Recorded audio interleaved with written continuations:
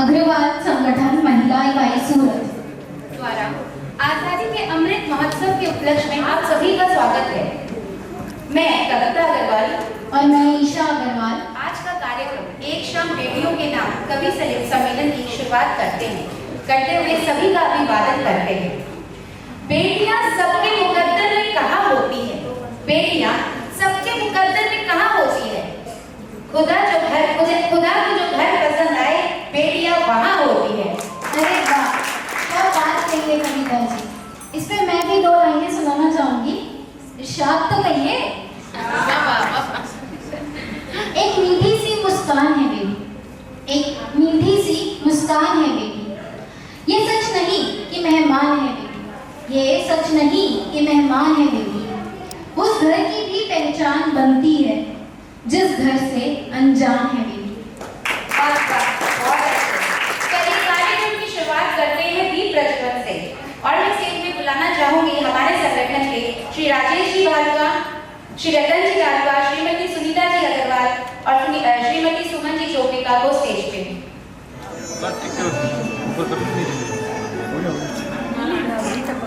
एक साइड हो जाए, एक साइड से आ जाओ सब लोग खड़ा जाए, फोटो जैसे खड़ा जाओ सबके साथ आइए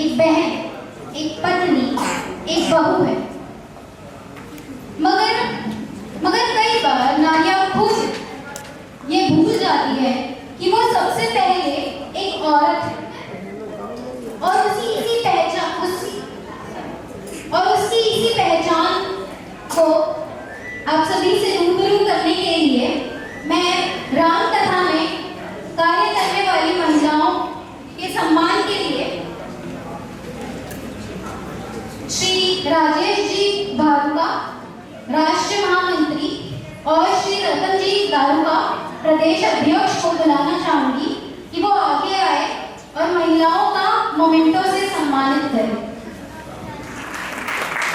बेटी का है रूप सुहाना लड़का है, बेटी का है रूप सुहाना लड़का है, एक शाम का है दिन नजराना लड़का है, ओ बेटी का है रूप सुहाना लड़का है, एक शाम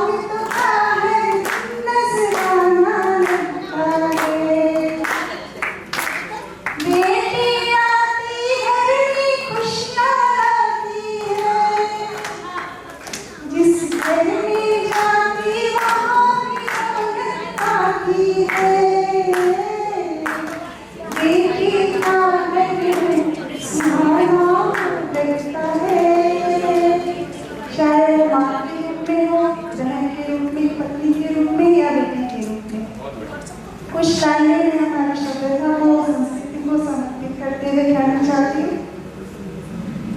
जहाँ चंदा को हम मामा कहते, जहाँ चंदा को हम मामा कहते, अतिथि देवो भव, जहाँ चंदा को हम मामा कहते, अतिथि देवो भव, जहाँ बिटिया को हम लक्ष्मी कहते, पूजे हर जगह, जहाँ बिटिया को हम लक्ष्मी कहते, पूजे हर जगह, ऐसा देश है मेरा, ऐसा देश है मेरा, ओ ऐसा देश है मेरा, ऐसा देश है मेरा। अब यहाँ पे मेरे शब्दों को विराम देते हुए दो लाइन जो ये शाम बेटियों के नाम है उसके लिए कहना चाहती हूँ कि ये चिंगारी नहीं है ये बेटियाँ, एक छोटी सी चिंगारी नहीं है बेटियाँ, समाज के लिए एक मशाल है बेटियाँ, समाज के लिए एक मशाल है।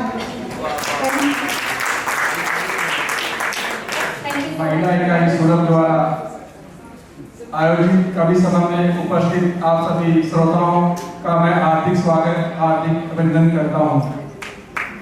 आज का कार्यक्रम जो महिला इकाई ने आयोजित किया है यह पूर्णतः बेटियों को समर्पित है।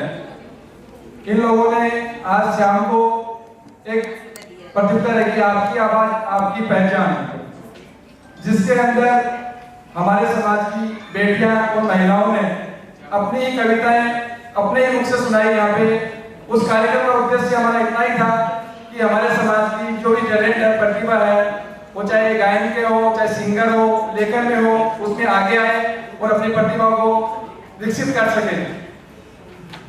और हमारा प्रयास भी है कि उनमें से जो भी प्रतिभा आगे आएगी उनको संगठन हर स्तर पे, राज्य स्तर पे, राष्ट्रीय स्तर पे उनको आगे बढ़ाएगा। अभी आप लोगों को उनकी प्रस्तुतियां देखी, बहुत ही शानदार प्रस्तुतियां थी उनकी, इतनी टैलेंटेड प्रतिभाएं अपने बीच में हैं, उनको मौका मिले तो बहुत आगे बढ़ सकते हैं वो। दूसरा कार्यक्रम इन लोगों ने रखा महिला अचीवर्स, इस ओनली सेलिब्रिटी सोसाइटी के लिए। इस सोसाइटी के जो भी बेटियों ने, महिलाओं ने किसी भी क्षेत्र में विशिष्ट उपलब्धि हासिल की, उनका सम्मान किया। इनसे जो लोग बहुत ऊपर तक पहुंच पाते हैं, कि सोसाइटी सीमित रहते हैं, उनका सम्मान करके समाज में अच्छा मैसेज दिया। और हमारे संगठन का उद्देश्य है कि हम हर 3 महीने में शहर की अलग अलग सोसाइटी में ऐसे आयोजन करें, जिससे पूरे शहर की प्रतिभा हमारे सामने आए, उनको आगे बढ़ा सके और उनके टैलेंट को लाके उनको राष्ट्रीय स्तर पे, राज्य स्तर पे वो अपना कौशल दिखा सके। ऐसे कार्यक्रम कंटिन्यू चलते रहेंगे। मैं हमारी महिला इकाई की पूरी टीम को बहुत बहुत धन्यवाद देता हूँ, बहुत अभिनंदन करता हूँ। उन्होंने इतना अच्छा कार्यक्रम इतनी अच्छी टीम के साथ आयोजित किया। यहाँ पे हमारे प्रदेश अध्यक्ष रतनलाल जी दारुका बैठे हैं, महामंत्री अशोक जी टिबड़ीवाल बैठे हैं, और पूरी टीम का इनको समर्थन मिलता है। उसी की वजह से ये इतने सुंदर कार्यक्रम कर पाते हैं। हमारे अध्यक्ष जी के लिए एक बार जोरदार तालियां हो जाए।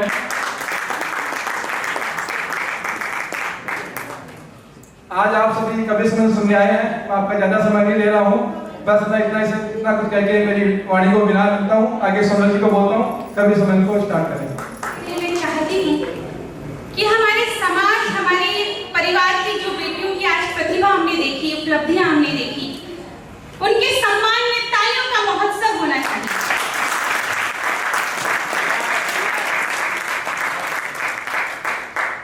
हृदय की बांसुरी पर नाचने का नाम कविता है, शब्दों को सुरों में ढालने का नाम कविता है, और वक्त रहता है जिसकी आंख में मोती सदा बनकर, वक्त रहता है जिसकी आंख में मोती सदा बनकर, उसी मोती को मन से बांटने का नाम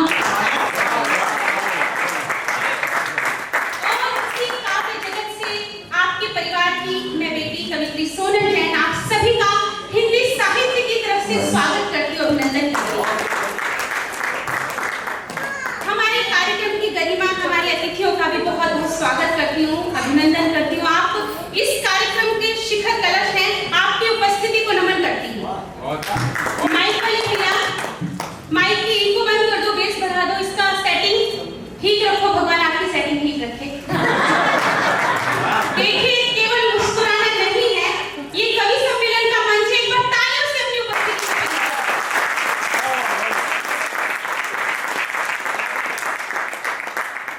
आपकी तालियां सुनकर मुझे लग रहा है कि मैं बहुत सौभाग्यशाली हूँ, इतने समझदार श्रोता मुझे मिले। नहीं तो हमारे सामने कभी कभी ऐसी स्थिति हो जाती है। अभी मैं 17 तारीख को कुलदीप रंगीला जी के साथ अहमदाबाद के एक मंच पे थी, तो जैसे ही हम मंच पे जा रहे थे, एक माजी आई, बोली विद्या रानी कवि सम्मेलन होता क्या है? रामलीला जैसा होता है क्या? तो मैंने कहा माँ जी, आप रामलीला सोच के इस कवि सम्मेलन का आनंद लीजिएगा, आप सोचिएगा मैं सीता मैया हूँ, ये कुलदीप रंगीला जी रावण है। आपका काम भी हो जाएगा और मेरा काम भी हो जाएगा, परंतु अब ये काम तो हमारा तो हो जाएगा, लेकिन आपको बस मस्ती के साथ सुनना है। कहते हैं कि जिसकी मस्ती जिंदा है उसकी हस्ती जिंदा है, नहीं तो ये कुलदीप रंगीला जी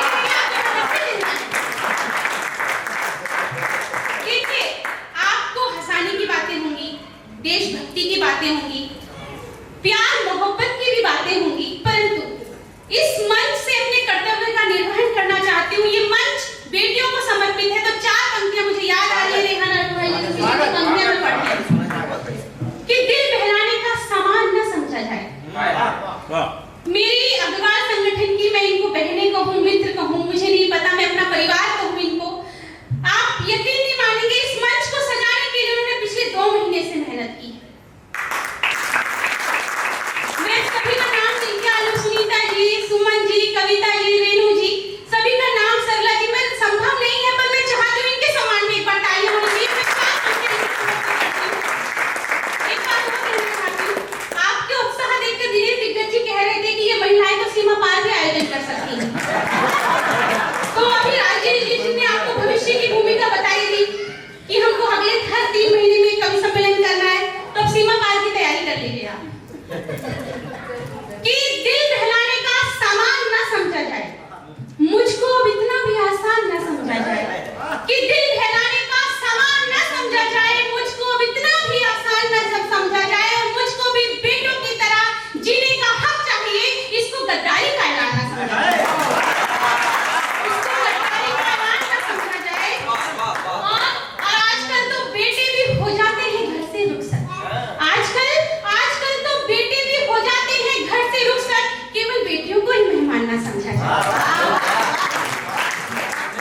कुछ लोग आए हैं जोड़े से आ रहे हैं, अच्छा सेलिब्रिटी ड्रीम के लोग जोड़े से आते हैं। आप जल्दी से अच्छा सा पड़ोस देख के बैठ जाइए। हाँ जी, पड़ोस तो साथ जा रहे हैं। अच्छा, आपने देखा होगा कि बार-बार कवि सम्मेलन में कहते हैं कि बैठ जाइए, बैठ जाइए, किस लिए कहते हैं? 4 पंक्तियों में उसका जवाब देती हूँ कि तरलता में समाया है, अड़े होकर नहीं आता। तरलता में समाया है, अड़े होकर नहीं आता, मधुरता चाहिए इसको, बड़े होकर नहीं आता। और ये महफिल है कवियों की, जरा सा बैठ जाइए। ये महफिल है कवियों की, जरा सा बैठ जाइए। कभी आनंद कविता का खड़े होकर नहीं आता।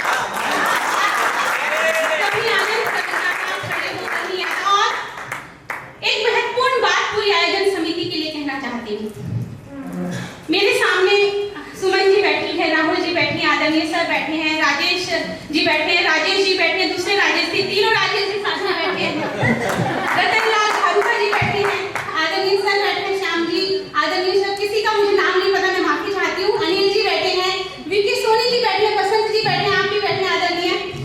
तो आप सभी के सम्मान में मुझे कुछ पंक्तियां याद आ रही है। मुन्नावर राणा जी कहते हैं, देखिए आपने इस आयोजन को इस तरह से आयोजित करके एक समाज को संदेश दिया है कि कवि सम्मेलन केवल मनोरंजन का साधन नहीं है, ये मनोरंजन का साधन है।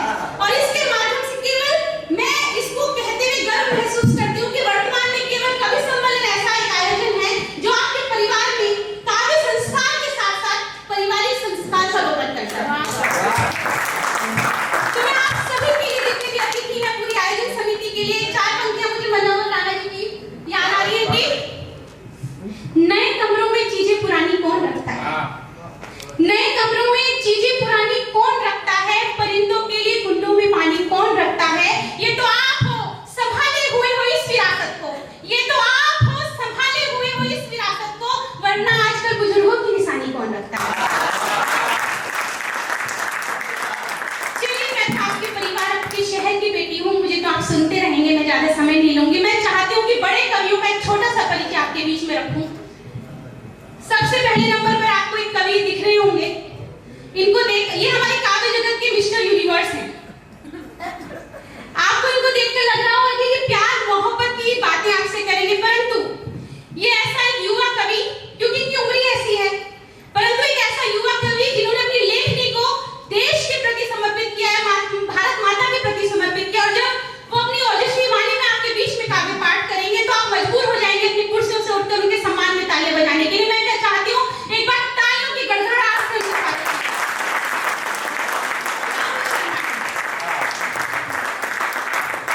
देखिए, परिचय ऐसा होना चाहिए कि नाम ही भूल जाएं। उनके बीच पास में एक सौम्य सा प्राणी बैठा हुआ है। देखिए, जब इस कार्यक्रम की रूपरेखा बन रही थी तो राजेश भारूका जी ने, सुमन जी ने, अनिल जी ने और सुनीता जी ने, सभी ने मुझसे कहा कि हम सेलिब्रिटी ग्रीन में काव्य के संस्कार का रोपण करना चाहते हैं, कविता क्या होती है ये बताना चाहते हैं। तो मेरे मन में जो सबसे पहला नाम आया वो होता है गौरव साक्षी जी का। इनको गीतों का राजकुमार कहा जाता है। जब आप इनको सुनेंगे तो मैं ये पूरे विश्वास से कहती हूँ कि आपको कविता से और प्यार हो जाएगा। तो एक बार तालियों के महोत्सव से उनका स्वागत करें। मेरे इधर एक आइटम को हमने देवास से बुलाया है। आपको वैसे ऐसा लग रहा होगा कि मंच के निर्मल बाबा हैं और आप अपनी कृपा बरसाएंगे। अच्छा, हंस भी वही रहे जिनको लग रहा है। जी बिल्कुल, कृपा बरसाएंगे आप पर, लेकिन एक मुस्कुराहट के साथ। देखिए, कहते हैं कि जब आप मुस्कुरा रहे होते हैं ना तो आप भगवान की प्रार्थना करते हैं, परंतु अगर आप किसी को हंसा रहे होते हैं तो भगवान आपके लिए प्रार्थना करता है। और वो ऐसे कवि हैं जिनके लिए ईश्वर बहुत प्रार्थना करता है।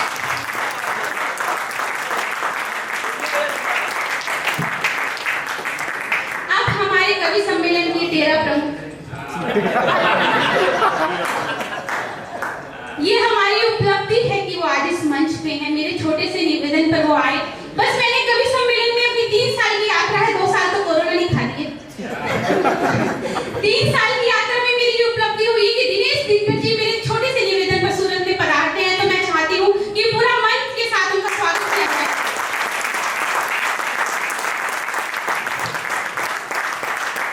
मेरी कलम में इतनी ताकत नहीं है कि मैं उनका परिचय लिख सकूं अपने कलमों में, शब्दों में। बस इतना है कि जितनी मेरी उम्र नहीं है उतने उनके कवि सम्मेलन का अनुभव है मंचों का। ये अलग बात है, ये मैंने कहकर अपनी उम्र को बहुत घटा लिया है। ठीक है, चलिए, मैं चाहती हूँ कि कवि सम्मेलन प्रारंभ हो। एक बार तालियों से मुझे आकर्षित कीजिए। देखिए, कवि सम्मेलन की परंपरा होती है कि हम उसका शुभारंभ माँ शारदे की वंदना से करते हैं। अक्सर देखा गया है कि कोई कवित्री आपने देखा होगा कि करती है, परंतु आज हम माँ शारदे के वरद पुत्र को आमंत्रित करते हैं कि उनकी उपासना करें। आप सभी का साथ उन्हें मिले। गौरव साक्षी जी आए और माँ शारदे की स्तुति करें। आप एक बार ताली से उनका स्वागत करें।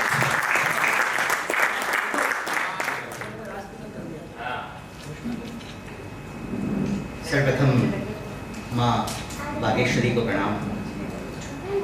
मंच पर बैठे मेरे सभी आप सभी की उपस्थिति को प्रणाम करता हूँ। मुझे माँ की वंदना का आदेश हुआ है। सीधे सीधे बिना किसी भूमिका के मैं माँ की वंदना आपके समक्ष रखता हूँ। रिकॉर्ड इसलिए मत करना क्योंकि मैं ये वंदना पहली बार आपके मंच से पढ़ रहा हूँ। आपका स्नेह मिल जाएगा तो जहाँ जहाँ जाऊँगा वंदना सुना पाऊँगा, सुनिए। मैं एक बात बताना चाहती हूँ कि गौरव साक्षी जी पहली बार सुनत आए हैं, तो उनको बता दीजिए कि जो यहाँ पर प्रथम प्रयोग होता है वो हमेशा एक परिचय बन जाता है संपूर्ण विश्व में। तो एक बार तालियां बजाइए।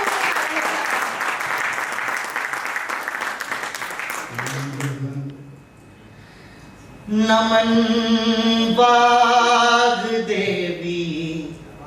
नमन, नमन वाग्देवी नमन, नमन वाग्देवी नमन, थोड़ा सा नमन वाग्देवी नमन, करे वंदना आज गौरव पुजारी, सदा ही रहे माँ कृपा यूं तुम्हारी, रहूं मैं तुम्हारी शरण। नमन वाग्देवी नमन, नमन वाग्देवी नमन, नमन वाग्देवी नमन। और क्या मानता हूँ बता हूँ। बुराई पे शब्दों से आघात हो माँ, सदा कंठ से स्वर की बरसात हो माँ, उजालों का मुझ पर न अभिमान आए, बदी में कभी पग नहीं डगमगाए, जहाँ भी रहूं गीत गाता रहूं मैं, जहाँ भी रहूं गीत गाता रहूं मैं, तेरी वंदना गुनगुनाता रहूं मैं, रहे मन तुम्ही में मगन। नमन वाग्देवी नमन। बहुत बहुत आपने अच्छे से तो निभाई, परंतु कहीं ना कहीं तालियां कमजोर थी। मुझे याद आ रही है कुछ। आप समझदार हैं कि जब भी आपको पता है कि मैं 4 पंक्तियां पढ़ूंगी वो तालियों के लिए ही पढ़ूंगी। बहुत समझदार श्रोता मिले हैं मुझे। चलिए प्रथम कवि के रूप में मैं अब मैं चाहती हूँ कि इस आयोजन में इस सदन में थोड़ी सी मुस्कुराहट बिखेरी जाए, तो मैं प्रथम कवि के रूप में आपके बीच में आमंत्रित करती हूँ कुलदीप रंगीला जी को, जो आपको इतना हंसाएंगे कि 10-12 दिन तक आपके चेहरे पर मुस्कुराहट बनी रहेगी। मैं 4 पंक्तियों से उनको आमंत्रित करती हूँ कि मन की बातें कभी तो बताया करो, मन की बातें कभी तो बताया करो, महफिलों में दिल को लगाया करो, और हंसने मुस्कुराने से उम्र ढलती नहीं, हंसने मुस्कुराने से उम्र ढलती नहीं, इसलिए तुम सदा मुस्कुराया करो। एक बार जोरदार तालियों से स्वागत कीजिए।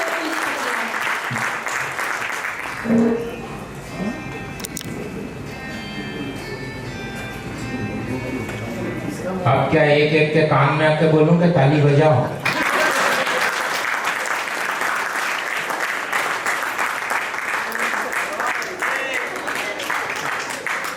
मतलब आप सब तो ऐसे चुप हो गए थे जैसे सबके सब मिलकर मेरे को श्रद्धांजलि दे रहे हैं। मेरे को रावण कह दिया इन्होंने, पता नहीं क्या क्या कह दिया। देखो राक्षसों का जीवन में ये वो राक्षस तो सब चलेगा। अब मेरे जैसा व्यक्ति दिखता तो ये बोल देती कि रावण, लेकिन रावण मतलब जो राक्षस उनका सोनी जी हमारे जीवन में कितना महत्व था। आप सोचो कि आज अगर भस्मासुर होता तो हमको कितना लाभ मिलता। हम भस्मासुर को बोलते कि जा पाकिस्तान में खोपड़ी का हाथ रखता, सबको भस्म कर देता, पाकिस्तान की समस्या खत्म। खोपड़ में बात करी और हालांकि इन्होंने मेरे को 9:22 पे खड़ा करा। आहा करने वाली कौन सी बात है इसमें? ये देखो मैं बता दूंगा कहाँ पे आपको आहा करना है। ये अच्छे लक्षण नहीं आहा करना। जहां इस आहा की जरूरत होती वहीं आहा करना पड़ता है। आज से 6 महीने पहले मैं भी ऐसे ही किया करता था। सुमन जी मेरी आदत पड़ गई आहा कहीं भी घर में आया था फिर मेरे घर वाले मेरे को लेके मेहंदीपुर बालाजी गए।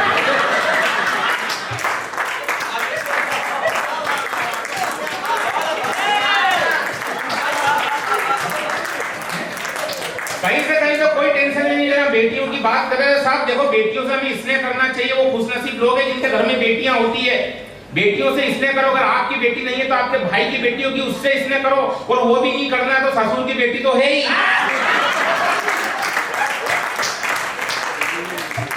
अपन क्या कहीं से भी अपना काम निकाल लेते हैं। क्योंकि मैं आया हूँ मालवा से, मध्य प्रदेश से, और कहीं से कहीं तक जितनी देर आपके बीच में खड़ा हूँ, क्योंकि मैंने क्या कहा कि मेरे को 9:20 पे इन्होंने खड़ा करा है। और ये जो समय है ना सोनी जी, ये मेरा कविता पढ़ने का समय नहीं है, ये मेरा पीपल पे उल्टा लटकने का टाइम है। वो तो मेरी महानता समझो कि मैं खड़ा हूँ। आइए, स्वागत, अभिनंदन। एक बार इनके सम्मान में जोरदार तालियां ठोक दो। अगर नारी शक्ति का कार्यक्रम है तो नर भी नारियों की तरह बाल बढ़ा कर रहे हैं। ये आनंद है साहब, हम कहीं से भी खोज लेते हैं, कहीं से कहीं तक। सुनीता जी आपको प्रणाम करता हूँ। 3000 से अधिक कवि सम्मेलन मैंने अपने जीवन में पढ़े, लेकिन साहब पहला कवि सम्मेलन सूरत का ऐसा है जहाँ कवियों को रिसीव करने के लिए माताएं बहनें उपस्थित हुई।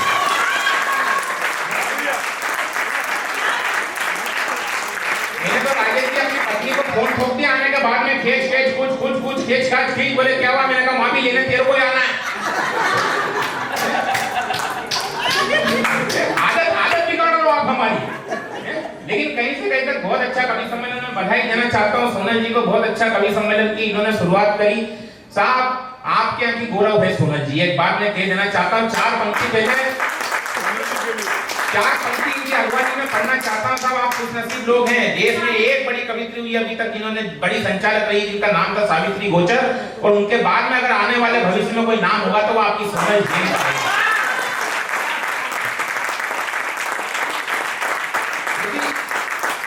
बेटियां आपके नगर में है साहब, आपके लिए बड़े गौरव की बात है। मैं 4 पंक्ति इनके लिए पढ़ना चाहता हूँ। और जो पीछे लोग बैठे अपना हाथ बांध के, मेरा निवेदन है कि वो भी इस बिटिया के सम्मान में अपना हाथ खोलना।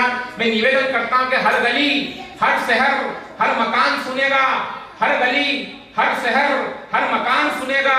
मृतकों की आत्मा संतों का ध्यान सुनेगा। और सोनल जैन कवयित्री है, मगर खुशी हमें इस बात की होगी कि आज इन्हें सूरज सुन रहा है, कल पूरा हिंदुस्तान सुनेगा।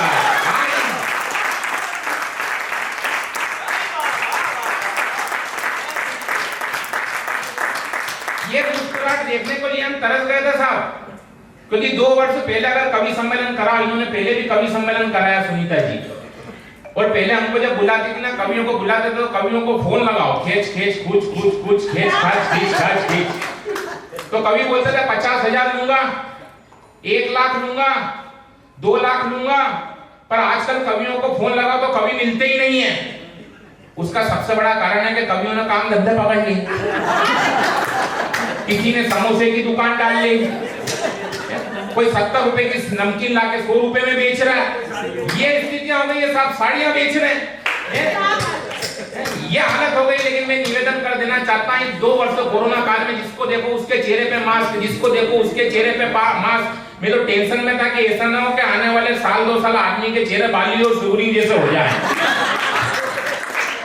सबकी अपनी अपनी पीड़ा होती है साहब, लेकिन एक टिप्पणी आपके बीच में रख देना चाहता हूँ। माताएं बहनें यहाँ पर विराजमान, आप नारी शक्ति और आप नारी शक्ति तो हम सब तो सहन सकती हैं ही।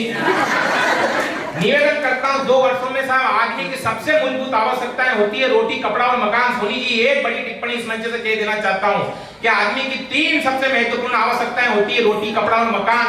लेकिन इन 2 वर्षों में कोरोना काल ने हमें सिखाया है कि आदमी रोटी के बिना रह सकता है, कपड़े के बिना रह सकता है, मकान के बिना रह सकता है मेरे भाई। लेकिन आदमी अगर नहीं रह सकता है तो आदमी आदमी के बिना नहीं रह सकता है।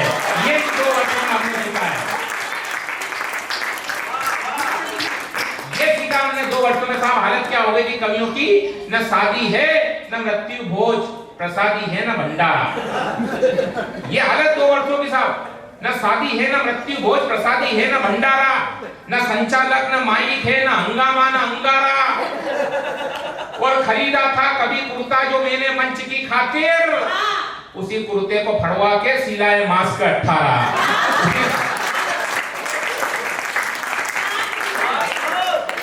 ये आनंद मैंने झेली है, तब एक छोटी सी कविता आपके बीच में रखना चाहता हूँ, क्योंकि हम पीड़ाओं को झेलते हैं। कवियों ने मेरा नामांकन कर दिया। हम कवियों की इंडस्ट्री में कोई भी आता है तो सबसे पहले उसका नामांकन होता है। इनने मेरा नाम रख दिया राजेश जी कुलदीप रंगीला, पर मेरी पीड़ा ये कि नाम रंगीला पर ऊपर वाला रंग देना ही भूल गया। हेयर करने की आवश्यकता नहीं है। मंच पे कई लोग ऐसे दिख रहे हैं जिनको बाल देना भूल गया। नहीं, मैं गंजों का बहुत सम्मान करता हूँ, और इसलिए करता हूँ क्योंकि जो गंजे होते हैं ना, ये दो प्रकार के होते हैं। एक होते हैं पूर्ण गंज, जिनका पूरा मैदान ही साफ होता है। दूसरे होते हैं अर्ध गंज, जिनका बीच का मैदान साफ, दोनों तरफ थोड़े थोड़े बाल। इनको देखो तो ऐसा लगता है जैसे खाली बस में दोनों तरफ सवारियां लटक के जा रही हो, वो भी विदाउट टिकट। ने ऊपर से इनके बड़े बड़े कान देख लो, ऐसा लगता है जैसे कोई साइकिल पे दो दूध की टंकियां लटका के ले जा रहा हो। ये गंजों के आनंद में मेरे घर के पड़ोस में चंपा लाल जी रहते हैं, उनकी खोपड़ी पे एक भी बाल नहीं। अब उनका 8 साल का पोता उनकी खोपड़ी पे ट्रक चला रहा, नकली। आप ये मत समझना कि दादाजी को उठा के ट्रक के नीचे डाल दिया। ट्रक लेके शुरू हुआ, वो 5-7 मिनट के दादाजी को आनंद आया। फिर जो ट्रक के काले काले पहिए होते हैं वो गड़ने लगे दादाजी को। दादाजी जोर से चिल्लाए, क्यों रे क्या कर रहा है? बोला कुछ नहीं दद्दू, ट्रक चला रहा हूं। क्यों रे मेरी खोपड़ी कोई ट्रक चलाने की जगह है? बोले दद्दू दद्दू, ये हिंदुस्तान का एकमात्र ऐसा हाईवे जिसपे एक भी टोल टैक्स नहीं है। ये आनंद है साहब। लेकिन क्या मैं गंजों का बहुत सम्मान करता हूं। टिप्पणी मैंने पूरे देश की यात्रा की, गंगटोक, गुवाहाटी, हैदराबाद, इंफाल, जयपुर, लखनऊ, पटना, पणजी, शिमला, श्रीनगर, तिरुवनंतपुरम, पर पूरे विश्व में ये गंजे एकमात्र ऐसे प्राणी होते हैं जिनका कोई बाल भी बांका नहीं कर सकता। तालियां कमजोर है।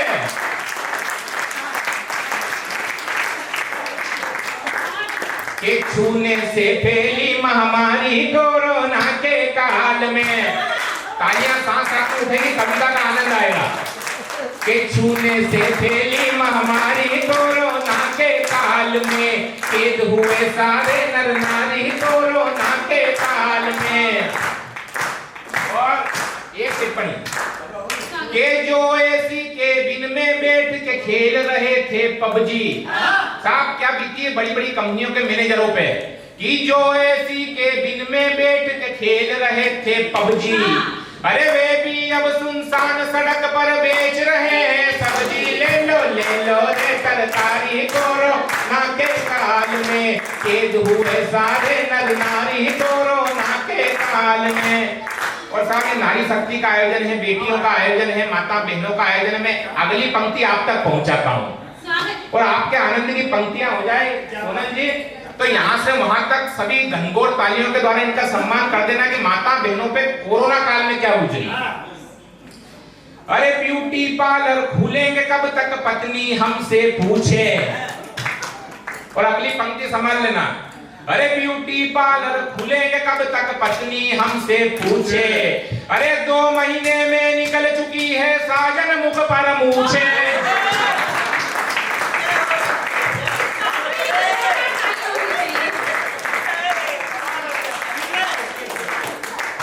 और अगली पंक्ति फिर संभालना, ये 2 महीने में निकल चुकी है। अरे ब्यूटी पार्लर खुलेंगे कब तक पत्नी हमसे पूछे। 2 महीने में निकल चुकी है साजन मुख पर मूछे। गिरजा बन बैठी गिरधारी कोरोना के काल में, कैद हुए सारे नर नारी कोरोना के काल में, छूने से फैली महामारी कोरोना के काल में। ये पीड़ाएं साहब हमने झेली है, ये हम आपके आनंद के लिए यहाँ पर उपस्थित हुए हैं। प्रणाम करता हूँ, जितना प्रेम जितना स्नेह यहाँ पर आपका मिला है उसे मैं तमाम उम्र याद करूंगा, क्योंकि सूरत वो जगह है। सच बताना चाहता हूँ, आदरणीय हमारे दिनेश दिग्गज जी बैठे हैं, मेरे जीवन का पहला मंच में नहीं जानता कविता क्या होती है। साहब आज दिग्गज जी अगर मंच पे बैठे हैं तो हम लोगों में, हम कवियों में कॉन्फिडेंस होता है। कहीं स्वामी विवेकानंद ने कहा कि जिस व्यक्ति के पास आत्मविश्वास होता है साहब, आधी जंग वो लड़ने के पहले ही जीत जाता है। उस जंग को जिताने में आप हमारा प्रयास कर, हमारा साथ दे रहे हैं साहब। मेरे जीवन का पहला कवि सम्मेलन पड़ा था आदरणीय दादा के साथ में, कार्यक्रम सूरत का था। और सच बताऊं, मेरे जीवन का पहला कवि सम्मेलन, हम बड़े बड़े कवि सम्मेलन में जाते हैं, संस्कृति विभाग में हमें 20,000, 25,000, 50,000, 1 लाख तक के लिफाफे मिलते हैं। लेकिन आज से 10 साल पहले जो कवि सम्मेलन मैंने सूरत में पढ़ा था साहब, उसमें मात्र कुलदीप रंगीला को 1,000 रुपए का लिफाफा मिला था। लेकिन उस लिफाफों की कीमत इन लिफाफों से बहुत बड़ी थी, क्योंकि वो मेरे जीवन का पहला लिफाफा था। और जिस वक्त वो लिफाफा मुझे प्राप्त हुआ राजेश जी, मैंने उसी समय संकल्प लिया कि कवि सम्मेलन से मुझे कितना भी धन प्राप्त हो, कितनी भी राशि प्राप्त हो, कवि सम्मेलन का पैसा मैं कभी स्वयं के लिए इस्तेमाल नहीं करूंगा, बल्कि उस पैसों से 2 गरीब बच्चों का पालन पोषण करूंगा। और आज भी कवि सम्मेलन के पैसों से मैं 2 गरीब बच्चों का पालन पोषण करता हूँ। हालांकि वो 2 बच्चे मेरे खुद के ही हैं।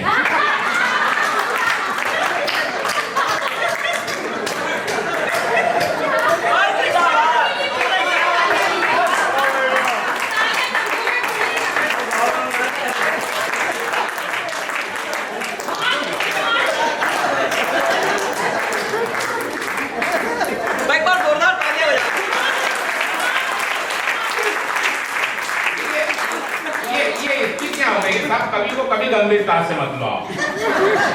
सबसे बड़ी समस्या है देश में कवियों को लोग गंभीरता से ले लेते हैं। हम तो क्या कि, और मैं सच बताऊं साहब, देश का सबसे बड़ा कवि सम्मेलन अगर कहीं होता है तो वो होता है लाल किले की प्राचीर पर। उस कवि सम्मेलन का पूरा बजट होता है साहब। जो कवि सम्मेलन के पार के लोग बैठे हैं, मैं उन्हें बताना चाहता हूँ सुमन जी, उस कवि सम्मेलन का पूरा बजट होता है 65 लाख रुपए। देश का हर छोटे से छोटा कवि और बड़े से बड़ा कवि ये सपना देखता है कि एक बार उस लाल किले की प्राचीर में जाकर काव्य पाठ करे।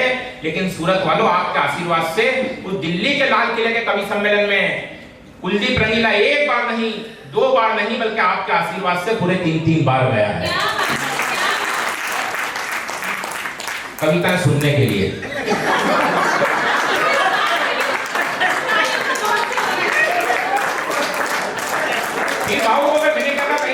टेंशन में नहीं आना अपने को। कोई स्थितियां हो गई साहब, कवियों के साथ घटनाएं, दुर्घटनाएं होती है।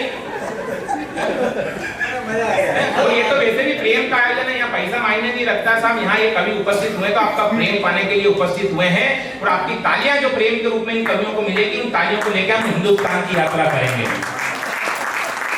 क्योंकि हमारी तो स्थितियां हैं कि अभी थोड़े दिन पहले दानपुर राजस्थान में एक जगह वहाँ कवि सम्मेलन आयोजक का नाम प्रेमनाथ तिवारी, और तिवारी जी ने कवि सम्मेलन केवल इसलिए आयोजित किया क्योंकि उनके यहाँ पुत्र रत्न की प्राप्ति हुई। पर तिवारी जी ने थोड़ी सी लगा ली और मंच पे आके घोषणा कर दी कि कवियों को पेमेंट जब ही मिलेगा जब वो मेरे पुत्रों पे 4 पंक्ति सुनाएंगे। तो सारे कवि टेंशन में, पेमेंट खतरे में फंसा। अब पेमेंट चाहिए तो सारे काम छोड़ो ने वो तिवारी जी के पिल्ले का कविता पढ़ो। अब कवि टैलेंटेड शुरू हो गए। एक बोले तिवारी जी का पुत्र डॉक्टर बनेगा, सोनल जी बोले इंजीनियर बनेगा, ये बोले कलेक्टर बनेगा। 8 कवियों के बाद में मेरा नंबर आया। मैंने कहा तिवारी जी, आपका पुत्र डॉक्टर बने या ना बने, इंजीनियर बने या ना बने, परंतु मैं स्टाम्प पेपर पे लिख के दे सकता हूँ कि आपका पुत्र क्या बनेगा, और उसको बनने से भगवान भी नहीं रोक सकता। तो वो तिवारी जी टेंशन में आ गए। फिर 4 पंक्ति तिवारी जी को सौंपी। देखो आपकी तालियां निर्धारित करेगी कि मेरे को कितनी देर काव्य पाठ करना है, कितनी देर आपको हंसना है। के घर पे तिवारी जी के पुत्र ने जन्म लिया, एक मित्र बोला कवि भारी बन जाएगा। एक बोला डॉक्टर, एक बोला इंजीनियर, एक कहने लगा अधिकारी बन जाएगा। तो मैं बोला ना डॉक्टर और ना ही इंजीनियर, ना कवि भारी ना पटवारी बन पाएगा। पापा जी तिवारी इसके, माता जी तिवारी इसकी, बड़ा होके यह भी तिवारी बन जाएगा। बड़ा ये आनंद है, ये परिणाम हमको भुगतना पड़ते हैं साहब। लेकिन स्थितियां ये एक छंद और आप तक पहुंचाता हूं, आनंद लेना, निवेदन कर देना चाहता हूं कि एक लड़की वाले मुझे देख कर कहने लगे आपके संग हम हमारा रिश्ता जोड़ डालेंगे। अरे लड़की खूबसूरत है, एक आंख से है काणी, जिसे हम आपके हवाले छोड़ डालेंगे। मैं बोला लड़की काणी तो लड़का भी काना ही, ढूंढो यह रिश्ता हम तत्काल तोड़ डालेंगे। वो बोले शादी के लिए अब हाथों भरे श्रीमान, हम आपकी ही एक आंख फोड़ डालेंगे, हम आपकी ही।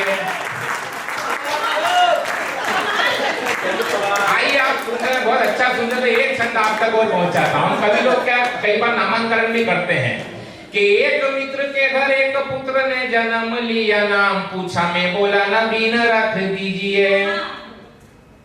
एक मित्र के घर एक पुत्र ने जन्म लिया, नाम पूछा मैं बोला नबीन रख दीजिए।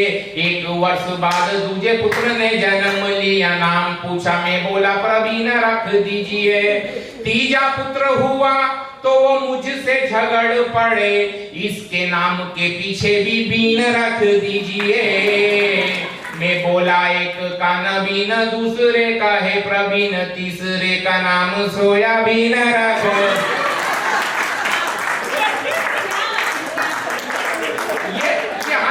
बहुत सारी पीड़ा हमारे देश में हो जाती है। ऐसा ना वैसा हुआ क्या पुष्पराज झुकेगा नहीं, झुकेगा नहीं, वो पूरी पिक्चर में झुकते चल रहा खुद ही।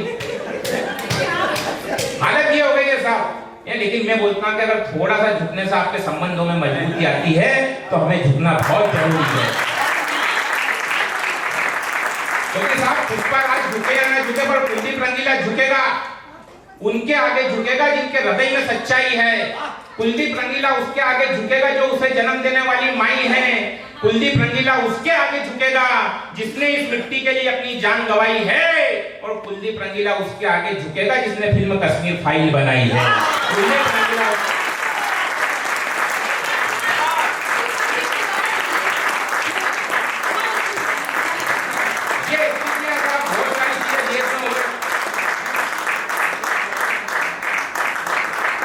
अब क्या एक एक के कान में आके बोलूंगे ताली बंद करो। यहाँ कोई लखबीर सिंह लगता है कि भजन सुनने थोड़ी ना चल रही है। अरे नहीं एक्साइटेड देखो होना भी चाहिए। और मैंने क्या कहा कि ये तो केवल हम आनंद और मस्ती के लिए यहाँ पे खड़े हैं। ये हालत ये कि बहुत सारी पीड़ा अभी जो अभी रस के कवि भाई राहुल और राहुल को हमारे देश में मजाक में लिया जा रहा है। मतलब बोलो यहाँ का आदमी भोज का काम हुआ। हमारे देश में उस आदमी को कोई गंभीरता से नहीं ले रहा। उसने एक बयान दे दिया, बोले ऐसी मशीन बनाऊंगा कि इधर से सोना, इधर से आलू डालो और उधर से सोना निकालो। तो शुरू हो गया, बोले बेवकूफ बना रहा है, ऐसा कोई होता है क्या? अब इनको मालूम ही नहीं है ऐसा होता है। और वो बना सकता है ऐसी मशीन। क्यों बना सकता है? क्योंकि उसमें क्या अनुवांशिक गुण है। मैं प्रमाणित कर सकता हूँ तर्क के साथ। उसने कहा कि इधर से आलू डालूंगा ना उधर से सोना निकालूंगा। लेकिन मैं बोलता हूँ कर सकता है, इसलिए कर सकता है कि उसके पूर्वजों ने इस प्रकार की मशीन बनाई कि इधर से खांड डाला ना उधर से गांधी निकाला।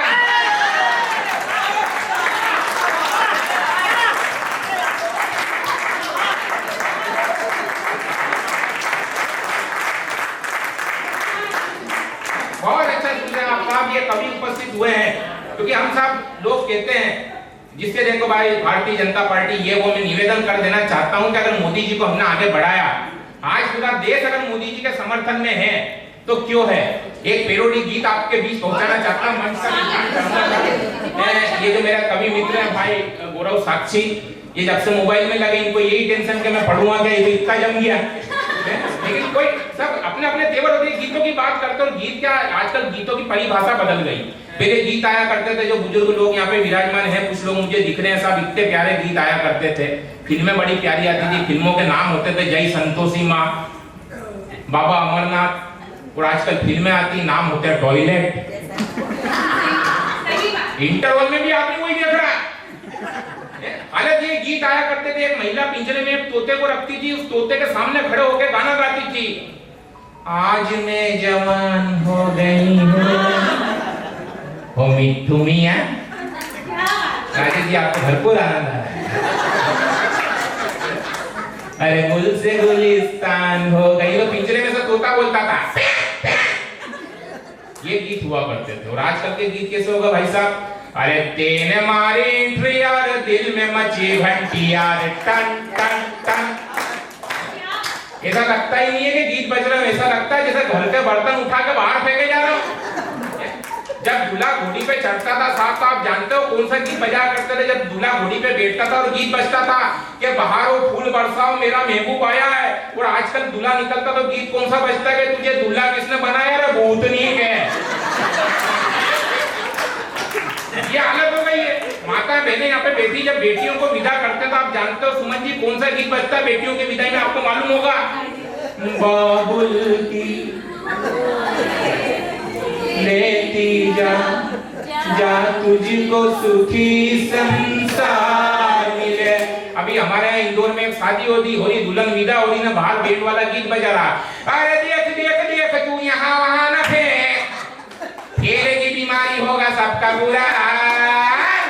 इधर दुल्हन विदा में उधर गीत चालू कि गाड़ी वाला आया घर से कचरा निकाल, गाड़ी वाला आया घर से कचरा निकाल। तालियां अभी भी कमजोर है आपकी।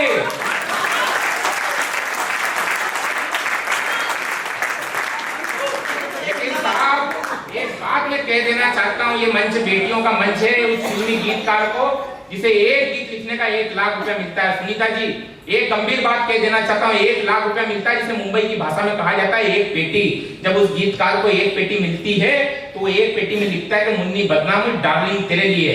माताएं बहनें यहाँ पर बैठी है, एक बात मैं कह देना चाहता हूँ, जब हमारे घर में बेटा जन्म लेता है तो हम उसे प्रेम से कहते हैं मुन्ना, लेकिन जब बेटी जन्म लेती है साहब तो हम उस बेटी को प्रेम से बोलते हैं मुन्नी। लेकिन जब कोई माँ सरस्वती का बेटा, कोई कलमकार उस बेटी को बदनाम करता है, वो लिखता है कि मुन्नी बदनाम हुई डार्लिंग तेरे लिए, तब मेरे जैसा कलमकार वहां तक आवाज पहुंचाता है कि मैं मंच पे बिल्कुल लिखूंगा, पर मुन्नी पे नहीं, मैं मुन्ने पे लिखूंगा, क्योंकि ये मुन्ना सबसे हटके है। सलमान की तरह इसके लटके और झटके हैं, 100 लड़कियों के नंबर सेव है इसके मोबाइल में, लड़कियां भी घुमाता है, सिगरेट तक पीता अपने पिता के साथ बैठकर। कोई कहता है कि बड़ा होके किसी फिल्म का नायक बनेगा, कोई कहता है नालायक बनेगा, कोई कहता है खलनायक बनेगा, मगर मैं कहता हूं कि ना तो नालायक बनेगा ना खलनायक बनेगा। इसके असली लक्षण ये बता रहे हैं कि ये मेरे देश का कोई मंत्री या कोई विधायक बनेगा, ये मेरे देश का कोई मंत्री या कोई विधायक बनेगा। साहब मुन्नी बदनाम हुई डार्लिंग तेरे लिए, एक बड़ी बात माता बहनों में, क्योंकि बेटियों पे समर्पित ये प्रोग्राम है, अगर बात आप तक पहुंच जाए तो इस लाइन के सम्मान में, इस टिप्पणी के सम्मान में आधा मिनट आपकी तालियां मंच तक पहुंचनी चाहिए। निवेदन करता हूं कि मुन्नी बदनाम हुई डार्लिंग तेरे लिए कि 1 लाख रुपया मिला, उस फिल्मी गीतकार को मिली 1 पेटी जिसमें उसने कर दिया मुन्नी को बदनाम। और कहना चाहता हूं कि मामला 1-2 हजार का नहीं, मामला 1-2 हजार का नहीं, पूरी 1 पेटी का हो। और हो सकता है कि आने वाले गीत में अगला नाम हमारी बेटी का हो सकता है कि आने वाले गीत में अगला नाम हमारी बेटी का हो। मेरा निवेदन है कि इस प्रकार का गीतों को छोड़ के हम शिष्टता की तरफ चलें, हम संस्कारों की तरफ चलें, क्योंकि हम संस्कारों के देश में जीते हैं साहब। और वैसे भी अग्रवाल समाज के लोग यहाँ बैठे हैं, जैन समाज के लोग बैठे हैं, हमारे लिए पैसा महत्वपूर्ण नहीं होता। मैंने बात कही है, सोनल जी ने मेरे को फोन लगाया, खेच खेच कुछ खेच खाच खींच, मैंने कहा जी बोलिए। बोले कवि सम्मेलन है आना आपको 14 को, मैंने कहा आ जाऊंगा। बोले क्या व्यवस्था कर दूं? मैंने कहा कवि कौन कौन है? बोला अंतरराष्ट्रीय कवि दिनेश दिग्गज जी हैं। मैंने कहा और? बोले गौरव साक्षी है। मैंने कहा और? बोले राहुल शर्मा। बोला आपके लिए क्या व्यवस्था कर दूं? मैंने कहा बिल्कुल टेंशन मत लो, राहुल शर्मा देश का बड़ा ओजस्वी कवि है, मेरे को राहुल शर्मा से मात्र 2000 रुपए कम दे देना। बोले आ जाओ, वो 2000 नहीं आ रहा है। इतने टेक्निकल लोग साहब कहाँ मिलेंगे मेरे को बताइए आप मेरे को ईमानदारी से। निवेदन कर देना चाहता हूँ, अभी 6 महीने पहले चिकनगुनिया हो गया मेरे को, अपनी जेब में फूटी कोड़ी नहीं होगी। 2 साल से फुर्सत में अब मेरे पिताजी ने लगाया 35,000 रुपए। हमारे का जब सीजन चलते ना दादा तो हमारे पास अनाप शनाप पैसे रहते हैं, ये तो सच बताऊं तो टोस के भी मांगते रहते हैं, ये सच्चाई है। अब मेरे पिताजी ने लगाया 35,000 रुपए, अपने पास कुछ था नहीं, बिस्तर पे पड़ा, ग्लूकोज की बोतल चढ़ रही, पिताजी बैठे कुर्सी पे खोपड़ी पे हाथ रख के, क्योंकि 35,000 रुपए उनके ठुक गए। अब ये कविगण मेरे को देखने के लिए आया तो आदरणीय दिग्गज जी ने मेरे से पूछ लिया, बोले बेटा कुलदीप कैसा लग रहा है? अब मैं बोलूं उसके पहले मेरे पिताजी बोल उठे, बोले उनसे पूछ के देखो जिनका पैसा लग रहा है। तो साहब पैसा मायने नहीं रखता है। यहाँ जैन समाज के जो लोग बैठे जिनकी बड़ी बड़ी कंपनियां चलती है साहब, उन तक पंक्ति पहुंचाना चाहता हूं कि पैसा आदमी के रूप बदल देता है, पैसा आदमी के रूप बदल देता है, कहीं छांव तो कहीं धूप बदल देता है। मंदिर किसी भी भगवान का हो, उसके सामने एक पेटी होती है, उस पेटी में भी साक्षात लक्ष्मी देवी बैठी होती है। और यहाँ से कविता के साथ यात्रा करना मित्रों कि पैसा अगर उस पेटी में हो तो आदमी को पुजारी बना देता है, पैसा अगर तिजोरी में हो तो आदमी को सरकारी बना देता है, पैसा अगर गल्ले में हो तो आदमी को व्यापारी बना देता है, और यही पैसा अगर कटोरे में हो तो आदमी को भिखारी बना देता है। यही पैसा अगर कटोरे में हो तो आदमी को भिखारी बना देता है। पैसा आदमी के रूप बदल देता है, कहीं छांव तो कहीं धूप बदल देता है। भाई साहब यही कविता एक दिन मैंने अपनी सगी धर्म पलटनी को सुनी, सच्ची, बिल्कुल मतलब 100% सच्ची। अब ये कविता आपको मालूम है सच्ची कौन होती है? जो अपने को छोड़ के नहीं भगी वही सच्ची। अब ये कविता मैंने उसको एक बार सुनी पर उसके समझ में नहीं आई, मैंने दोबारा सुनी उसके फिर भी समझ में नहीं आई, मैंने तीसरी बार सुनी उसके इतने समझ में आई कि वो उठ के सीधे मैके ही निकल ली। अब अपन प्रसन्न की भला टली पर 3 दिन बाद अपने को याद आई तो अपन ने उसको फोन लगाया कैसे वैसे ही, खींच खींच कुछ खींच काट खींच काट खींच, तो उसने काट दिया खींच। तो मैंने व्हाट्सएप पे मैसेज किया, मैंने कहा जाग रही हो तो चैन भेज, सो रही हो तो नींद भेज, जो कर रही है हकीकत भेज। तो उसने व्हाट्सएप पे जवाब दिया, बोले बर्तन मांज रही हूँ झूठन भेजो। ये स्थितियां हो जाती है साहब, तब निवेदन कर देना चाहता हूँ, समय का अभाव है, अन्य कवियों को भी पढ़ना है। एक छोटा सा पेरोडी गीत आपके बीच में रख देना चाहता हूँ, क्योंकि साहब हंसना हंसाना कहीं काका हाथरसी जी ने कहा है कि डॉक्टर वेद बता रहे कुदरत का कानून, जितना हंसता आदमी उतना बढ़ता खून। तब निवेदन कर देना चाहता हूँ एक कविता, क्योंकि बेटियों का मंच में माँ के ऊपर एक कविता की इजाजत चाहता हूँ। मंच में सोनल जी बहुत अच्छा संचालन कर रही हैं, और एक वादा आपसे चाहता हूँ कि आप 3 मिनट का समय अगर मुझे ईमानदारी से दे सकते हैं इस कविता के लिए, कुलदीप रंगीला के जीवन की श्रेष्ठतम रचना। आपने अभी कुलदीप रंगीला का एक रंग देखा है, मैं दूसरा रंग दिखाना चाहता हूँ साहब। निवेदन कर देना चाहता हूँ, एक बेटा सीमा पे तैनात रहता, उसके पास एक पत्र पहुंचता है कि उसकी माँ का स्वर्गवास हो गया। भाभी जी, दीदी निवेदन है ना, हमको जब हमारी कला का प्रदर्शन करने के लिए बुलाया तो हमको ही कर लेने दीजिए। हालांकि आप बहुत अच्छी बात करती है, आपकी बड़ी मधुर आवाज है, जो गौरव साक्षी गीतकार है उससे भी मधुर आवाज है आपकी, लेकिन आप मजबूर है, बुलाया हमको है, सुनाना हमको पड़ेगा, आप क्या करें। निवेदन करता हूँ जी साहब, उस बेटे का दर्द जिसने 2 दिन पहले अपनी माँ का अंतिम संस्कार किया है। और एक बात बताना चाहता हूँ, बेटा बैठ जा, है ना, ये किसका ओटीपी है? आ जा बेटा, कौन सी बेटी का? हाँ चलो नोट कर लो। निवेदन करता हूँ साहब, यही कविता भी पिछले 22 तारीख को मैंने दिल्ली में इतनी कि माँ का स्वर्गवास हो जाता, उसका अविवाहित बेटा उससे बड़ा स्नेह करता है, अविवाहित था, अपनी माँ की यादों में खोया रहता, 2 दिन तक रोटी का एक निवाला अपने मुंह पे नहीं रखता है। वो रोटी का निवाला कब अपने मुंह पे रखता है, बस यही मेरी कविता का है भाव है। निवेदन इतना है कि ये कविता जब 22 तारीख को मैंने दिल्ली के कम्युनिटी हॉल में पढ़ी, साहब सोनी जी का प्रोग्राम था, सराफा बाजार का एक आयोजन था, एक सोनी जी मंच पे चढ़े, उन्होंने अपने गले में से 10 तोले की सोने की चेन निकाली, मेरे गले में डाल दी, पीठ थपथपाते हुए कहे कि बेटा ये तुम्हारी कविता का पुरस्कार है। मैंने कहा धन्य हुआ, एक कविता का इतना बड़ा पुरस्कार हो सकता है। मैं घर आया, आकर के हमारे यहाँ मणिराम जी की सोने की दुकान है, वहां पे गया, मैंने कहा इसको चेक करके बताओ कितने तोले की है। मणिराम जी ने कहा 10 तोले की है। मैंने कहा कितने की है? बोले 26 रुपए की है, नकली 26 की आती है। वो कविता आपके बीच में रखना चाहता था, थोड़ी सी मुस्कुराहट के साथ, थोड़े से गंभीर हो जाना, क्योंकि मुझे अपना स्थान ग्रहण करना है, लगभग मेरे को आधा घंटा होने वाला है। निवेदन करता हूँ, उस बेटे का दर्द जिसने 2 दिन पहले अपनी माँ का अंतिम संस्कार किया है और 2 दिन से रोटी का एक निवाला अपने मुंह पे नहीं रखा है। निवेदन चाहता हूँ कविता के पहले एक बार सरल ताली बजाकर उस कविता के लिए मुझे आदेश कर दें। 3 मिनट के लिए बस ये आवागमन बंद कर देना, क्योंकि सदन में हर वो व्यक्ति जो अपने माता पिता के साथ रहता है साहब, वो दुनिया का सबसे धनाढ्य आदमी है। लेकिन इस हॉल में बैठा हुआ हर वो व्यक्ति जिसकी माँ इस दुनिया में नहीं है, मैं उससे वादा करता हूँ कि 3 मिनट के अंदर वो अपनी माँ को अपने नजदीक पाएगा। निवेदन करता हूँ उस बेटे का दर्द जिसने 2 दिन पहले अपनी माँ का अंतिम संस्कार किया। माता बहनों के लिए विशेष उपहार है मेरी तरफ से, इससे बढ़िया मैं और आपको कुछ नहीं दे सकता हूँ कि वह माँ जिसने जीवन भर मुझको रोने तक नहीं दिया।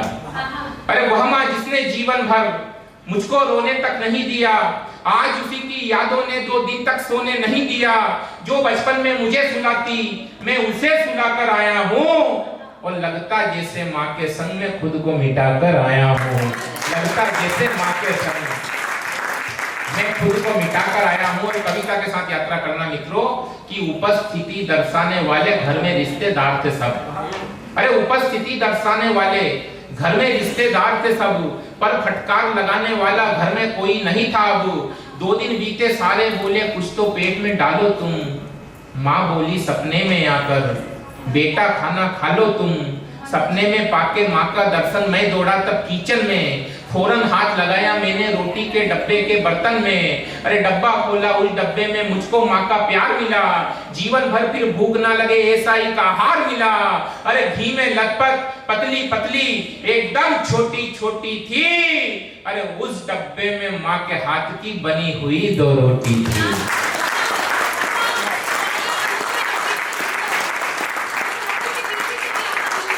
उस डब्बे में माँ के हाथ की बनी हुई 2 रोटी के साथ पीछे के हाथ अभी भी खामोश है।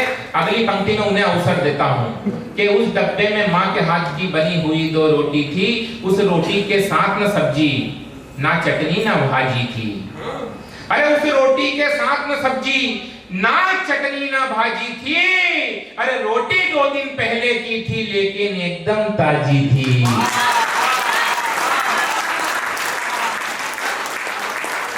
रोटी 2 दिन पहले की थी लेकिन एकदम ताजी थी। और कविता की सबसे अनमोल पंक्ति आप तक पहुंचाता हूँ कि रोटी को लगा चेहरे से भूला, घर में माहौल है गम्मी का। वह 2 रोटी यूं लगती जैसे आंचल हो मम्मी का। अरे वह 2 रोटी हरिश्चंद्र की सच्चाई से अच्छी थी। अरे वह 2 रोटी हरिश्चंद्र की सच्चाई से अच्छी थी। वह 2 रोटी रामायण की चौपाई से अच्छी थी। वह 2 रोटी जीवन के हर शुभ संयोग से अच्छी थी। अरे वह 2 रोटी सांवरिया के 56 भोग से अच्छी थी।